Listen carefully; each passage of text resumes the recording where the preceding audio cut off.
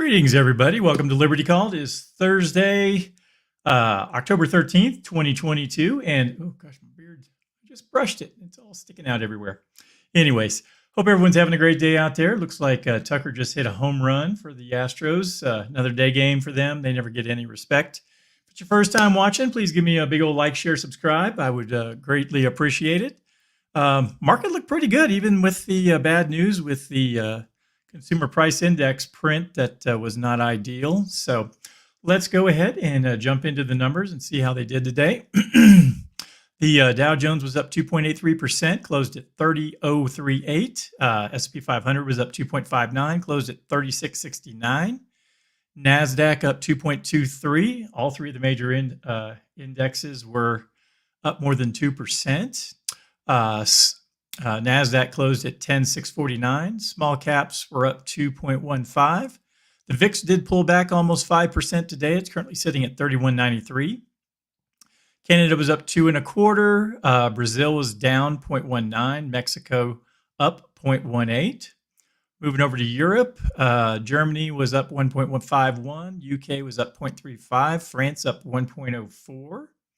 Euro stocks was up 0.93. Netherlands up 0.29, Spain up 1.21, Italy was up 1.56, Switzerland up 0.28, and Portugal up 0.23. Both Russian indexes were up. The MOEX up 0.18 and the RTSI up 1.45.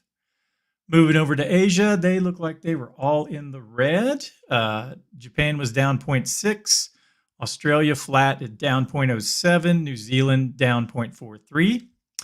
Moving over to China, the Shanghai was down 0.3, the SESE component down 0.19, the China A50 down 1.4, the DJ Shanghai down 0.38, Hang Seng down 1.87, and the Taiwan weighted was down 2.07. So looks like most of the day was pretty good except for the Asian markets overnight. So But again, it is a little puzzling with the CPI print that came out that the market really jumped this afternoon. So a little strange. All right, well, let's go ahead and read through today's market recap. Wall Street jumps, technicals help market rebound. U.S. stocks rallied late in the afternoon trading. Actually, most of the day. I'm not sure why they're saying late afternoon. Late afternoon trading Thursday as investors covered short positions after a disappointing consumer prices report as technical support helped drive a rebound. The Dow was up more than 3%, while the SP and NASDAQ were up more than 2 each, with energies and financials leading gains among S&P sectors. Markets were sharply lower earlier in the day after headline consumer price index rose at an annual pace of 8.2 in September, compared with an estimated 8.1% rise. Core CPI, which excludes volatile food and fuel prices, gained 6.6 last month compared to with estimates of 6.5. The reading was much higher than the 6.3 we saw last month. Quote, people were perhaps net short going into the CPI report and saw the report being negative and started covering their shorts, end quote, said King Lip, chief investment strategist at Baker Avenue Asset Management. Some strategists also pointed out some technical support levels around the 3,500 mark for the S&P 500. Its technical factors, Lip said, adding to the recent steep sell-off in stocks may mean, quote, bad news may have already been discounted. Quote, going into earnings season, all we really need is things to not be as bad as suspected, he said.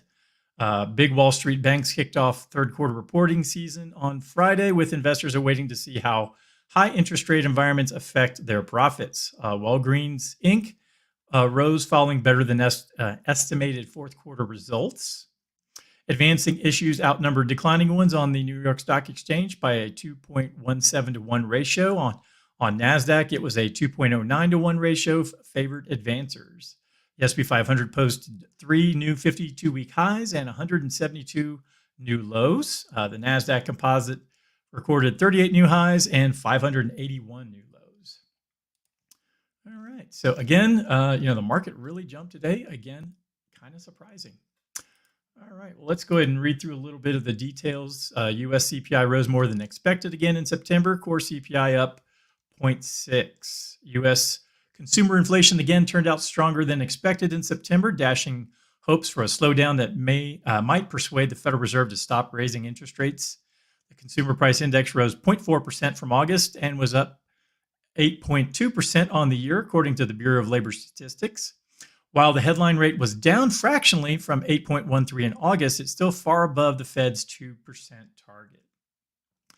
Stripping out volatile food and energy components, core prices rose 0.6 for a second straight month, indicating broad and sustained inflationary pressure across the economy. In annual terms, the core CPI accelerated to a new 40-year high of 6.6% from 6.3% last month.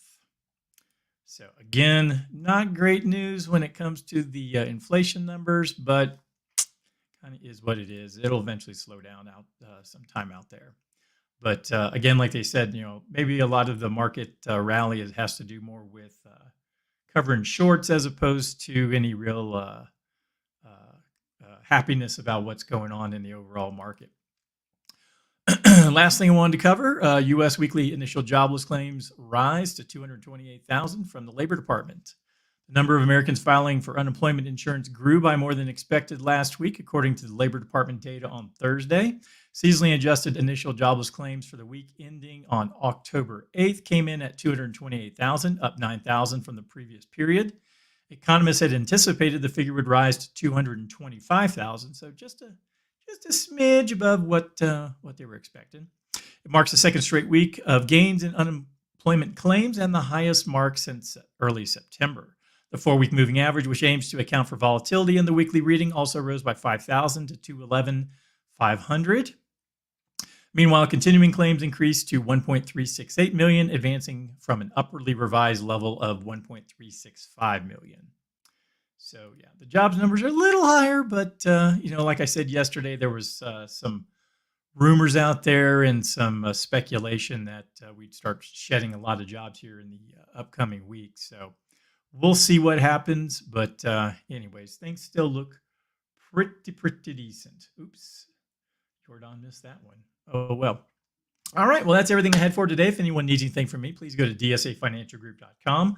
All my contact information is there. And if you want to reach out to me to do some financial planning, get your investments get your investments together so that you don't get clobbered too bad as we continue this downward trend we've been in for a while. And my personal expectation is that it'll probably continue for 6 months. I don't know. It's hard to say when the trends will change.